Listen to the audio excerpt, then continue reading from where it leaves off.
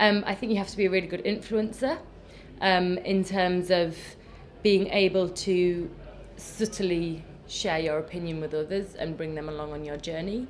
I think you need to know which battles to fight. So I think you've got to be prepared to fight battles, I guess, as in we talked a bit again today about resilience and that being a key trait.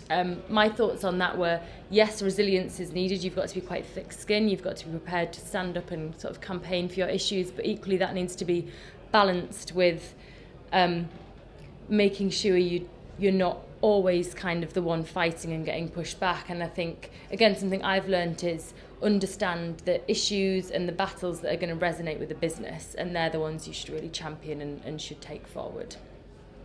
I have to declare an interest. I'm a commercial man through and through. Business understanding, we're talking corporate sustainability here. Ultimately, the definition of that is making money. It's being here in 10, 20, 30, 40 years' time. It's satisfying investors. It's doing it responsibly.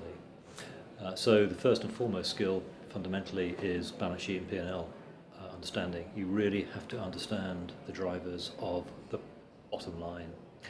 You have to understand what impact your skill set and your knowledge of your skill set will have on the revenue and the gross margin and the net profit generators in the business. There's the ability to talk to CFOs, to sales directors, particularly to procurement, depending again on the context. Anybody involved in retail. Procurement is a massively powerful organisation, massively powerful impact on supply chain and sustainability. Get them on side. So your skill sets, diplomacy, empathy, resilience. Well, I think Gaxo's got it absolutely right in terms of the technical skills, the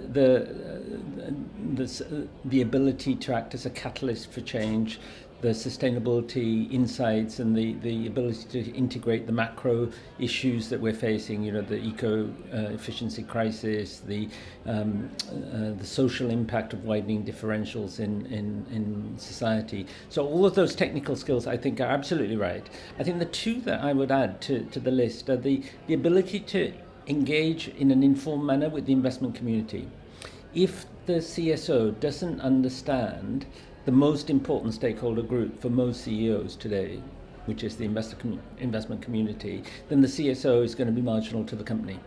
And so the CSO's ability to understand what the IR person is saying to the investment community, what the CFO person is saying to the community, to influence the chief executive's report to the analysts is critical, I would say. And the second skill is the political skill, the ability to know which battles to fight and resign over. I rarely see a CSO person resign, and there should be many more who are resigning. But also where to make alliances within the organization, how to put forward the agenda with other people actually putting forward the agenda, not the CSO person. They have to have a good strategic overview, and they're obviously going to have really good people skills to be able to talk to people at all levels in the organisation. I mean, we've just been discussing how people create a career in sustainability, and there will be some people that will be able to come in and deal with people at that high level straight away, but there'll be other people that will have worked their way up through an organisation. So I think that the beauty of someone who's worked their way up through the organisation, they understand the operational side of it as well. So it needs to be somebody who can talk to people at all different levels in the organisation and understand the strategic and the operational side of it. I think you've got to be able to demonstrate your knowledge of what sustainability could mean to the business, and also fast forward it to where this business would be in 10 years without sustainability. If you can get that message across to your CEO, to the boards, believe that there's a business case for it, see that your competitors are also doing it, then I think that's a good place to start anyway. If you can demonstrate from other competitors or others, or knowledge that you've gained from outside sources that it can be done, and your business needs to be part of there, you can get commercial advantage, you can save through efficiencies or maintain your brand loyalty. If you've got a strong brand loyalty and you get done for whatever is child labour or whatever it would be, chopping down rainforests for the palm oil using your biscuits, all these sort of things. You've got to have the knowledge there, and you've got to be able to deliver it and build a business case for the whole of the business to make them believe in it, absorb it, and see that the whole business needs to go on that journey. You need to have a lot of credibility. You need to have a lot of influencing skills. to be able to make the case for sustainability in a very commercial way. So I think influence and credibility are definitely key. And I think you also need to, I'm not sure what the right word for it is, but I think you've got to have a real sort of gusto about you, because it's very, very difficult to take a lot of these ideas to a board that maybe doesn't have a sustainability background. So I think you've got to be prepared for certain setbacks, and you've got to have some real resilience. I think it needs to be someone who is a business leader. They've got to understand the business.